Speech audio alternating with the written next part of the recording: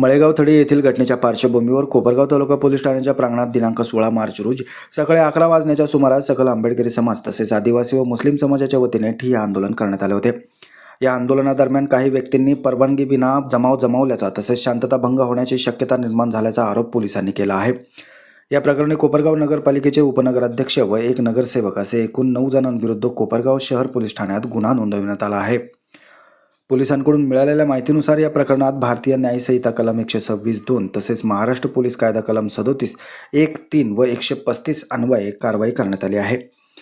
Police आदेशाचे पालन न केल्याचा आरोप गुन्ह्यात नमूद करण्यात आला आहे। दरम्यान सदर प्रकरणी जितेंद्र रणशूर, विजय त्रिभुवन, अनिल रणनवरे, विनोद भोसले, प्रकाश दुसिंग, इब्राहिम उर्फ मुन्नाभाई शेख, मंगेश अवताडे, उत्तम पवार आणि महमूद मनवर सय्यद असे एकूण 9 जणांवर कोपरगाव शहर पोलीस ठाण्यात गुन्हा दाखल करण्यात आला आहे।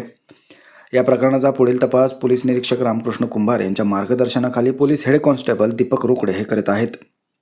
या प्रकरणात काही सामाजिक कार्यकर्ते तसेच स्थानिक स्वराज्य संस्थेतील पदाधिकारी यांचा समावेश असल्याने या घटनेकडे आता स्थानिक पातळीवर लक्ष वेधले गेले आहेत। माझं गाव चॅनलसाठी स्वप्नील कोपरे, कोपरगाव।